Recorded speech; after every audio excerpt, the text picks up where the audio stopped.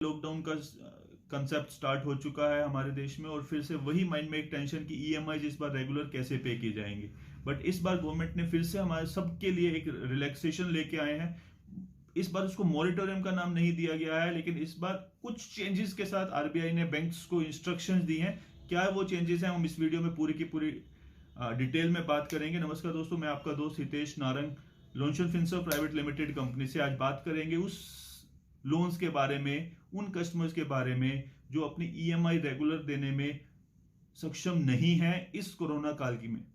अगर आपकी income impact हुई है किसी इस कोरोना की वजह से, तो आप लोगों के लिए एक अच्छी न्यूज यही है कि बैंक ने, आरबीआई ने बैंक्स को इंस्ट्रक्शंस दी हैं आप लोगों को कुछ बेनिफिट्स देने के लिए। इस वीडियो को हम वही 3 पार्ट में डिवाइड करेंगे दोस्तों, किसको बेनिफिट मिलेगा, कैसे बेनिफिट मिलेगा और क्या बेनिफिट मिलेगा। पहली चीज बात करते हैं किसको बेनिफिट मिलने वाला है। ये बेनिफिट दोस्तों उन सब लोगों को मिलने वाला है जिनका किसी बैंक में कोई पर्सनल लोन चल रहा है, किसी भी फॉर्म में अनसिक्योर्ड लोन किसी भी फॉर्म में अगर चल रहा है तो आप लोग इस बेनिफिट के लिए एलिजिबल हैं। और उन लोगों को ये बेनिफिट मिलने वाला है किसी भी इंडिविजुअल को, कोई भी इंडिविजुअल जिसका 31 मार्च 2021 में 25 करोड़ से कम का अमाउंट हो। कोई भी इंडिविजुअल, कोई भी आपकी कंपनी के फर्म के नाम से लोन चल रहा है, नॉन इंडिविजुअल के नाम से, अगर वो एमएसएमई में नहीं भी आता है तब भी आप इस के लिए एलिजिबल हैं। क्या क्या आपको ध्यान में रखना होगा वो भी हम इस चीज में बात करेंगे। तीसरी चीज दोस्तों, 6 अगस्त 2020 को गवर्नमेंट ने एक रेजोल्यूशन फ्रेमवर्क लॉन्च किया था, रेजोल्यूशन फ्रेमवर्क 1.0 के नाम से। अगर आपके फर्म ने इस रेजोल्यूशन फ्रेमवर्क के अंडर कोई बेनिफिट लिया है पहले, तो ये स्कीम आपके लिए नहीं है। अगर आपने पहले अपने लोन को रिस्ट्रक्चर करा लिया था लास्ट टाइम पे, तो ये स्कीम आपके लिए नहीं है। ये सिर्फ उनके लिए है जिन्होंने लास्ट टाइम पे 6 अगस्त 2020 के रेजोल्यूशन फ्रेमवर्क 1.0 का बेनिफिट अवेल नहीं किया है। दूसरी चीज, आपको एक और चीज ध्यान रखनी है दोस्तों इसके अंदर, कि आपका जो लोन है वो 31 मार्च 2021, लास्ट 31 मार्च के अंदर आपका जो लोन है वो रेगुलर होना चाहिए, आपका वो स्टैंडर्ड होना चाहिए, एनपीए में नहीं आया होना चाहिए। अगर आपका लोन 31 मार्च को एनपीए में है तो ये स्कीम आपके लिए नहीं है, स्टैंडर्ड है तो आपके लिए ये स्कीम है। एक और चीज आपने इसके अंदर ध्यान रखनी है दोस्तों अप्लाई करते वक्त, कि अगर आपका इनकम जो है इंपैक्ट हुआ है और उसकी वजह सिर्फ कोरोना है तभी आपके लिए ये स्कीम है, वरना नहीं है। और किसी वजह से अगर आपकी इनकम बंद हुई है इन स्पाइट ऑफ कोरोना, तो आपके लिए स्कीम नहीं है। एक और चीज बहुत ज्यादा इंपॉर्टेंट है दोस्तों इस चीज के अंदर जो आपने ध्यान रखना है, कि वो इस स्कीम का बेनिफिट जो है वो आपको सिर्फ और सिर्फ 30 सितंबर 2021 तक ही मिलना है। एक इन्वोकेशन पीरियड लॉन्च किया है, क्या इन्वोकेशन है वो भी मैं इस वीडियो के लास्ट में आपको जरूर बताऊंगा। तो ये पॉइंट आपको बहुत ज्यादा ध्यान रखना है। क्या क्या बेनिफिट्स मिल सकते हैं, अब इस चीज में हम बात कर लेते हैं कि आपको बेनिफिट्स आप क्या अप्लाई कर सकते हैं। दोस्तों इसके अंदर एक चीज बहुत इंपॉर्टेंट है, इस बार जो गवर्नमेंट ने जो स्कीम निकाली है, आरबीआई ने जो स्कीम निकाली है, इसके अंदर ये बेनिफिट सबको नहीं मिलने वाला है।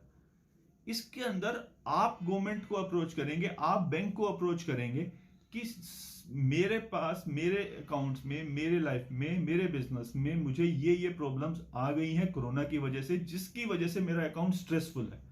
अब मैं ईएमआई नहीं दे पाऊंगा, इसलिए मेरे अकाउंट्स में कुछ चेंजेस लिए जाएं। आप एक एप्लीकेशन देंगे बैंक को, फिर बैंक उसमें 30 डेज का टाइम लेगा आपको रिवर्ट करने के लिए। अगर बैंक को लगेगा कि यस ये डेफिनेटली ये बिल्कुल जेन्युइन कॉज है, कोरोना की वजह से ही इनका बिजनेस इंपैक्ट हुआ है और इनकम में बहुत ज्यादा डिफरेंस आया है, तभी बैंक आपको ये बेनिफिट्स के लिए अलाउ करेगा। और ये बेनिफिट का आपको एक जो लेटर मिलना है, जो मैंने अभी अब बात करी इन्वोकेशन के लिए, वो लेटर आपको मैक्सिमम टू मैक्सिमम सितंबर 30 तक ले लेना है। मींस 1 महीने का टाइम बैंक लेगा और उस 1 महीने के बाद भी आपका मैक्सिमम जो लास्ट डेट बैंक ने, जो गवर्नमेंट ने डिसाइड किया, दैट इज 30 सितंबर। इस टाइम तक आपको ये बेनिफिट अवेल कर लेना है। क्या क्या बेनिफिट्स आप ले सकते हैं, क्या क्या बेनिफिट्स आप अप्लाई कर सकते हैं, क्या चेंजेस आप अप्लाई करने के लिए गवर्नमेंट में कह सकते हैं, वो बात कर लेते हैं। पहला बेनिफिट, रीपेमेंट शेड्यूल। आप बैंक को अपने रिक्वेस्ट कर सकते हैं कि अगर आपका जो रीपेमेंट शेड्यूल है उसमें कुछ टेन्योर इंक्रीज करने के लिए अगर आप बैंक में जाना चाहे तो ये आप अप्लाई कर सकते हैं।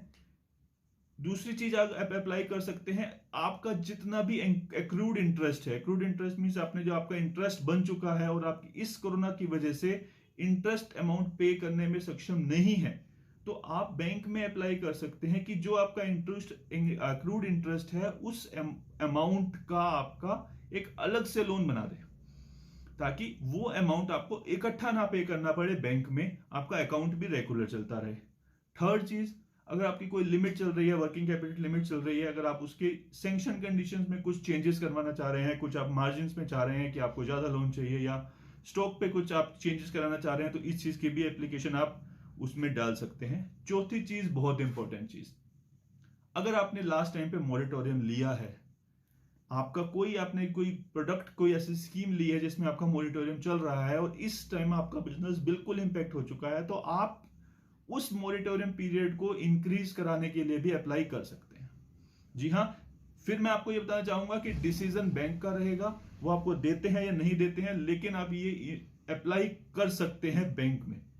Last but not the least, मैं आपको फिर से ये चीज रिमाइंड कराऊंगा कि दोस्तों, इसके अंदर एक स्पेसिफिक गाइडलाइन दी गई है। बैंक के ऊपर ये डिसीजन दिया गया है कि अगर बैंक को लगता है किसी कस्टमर को ये बेनिफिट देना है तभी है। Bank is not bound to give all these benefits to all the clients.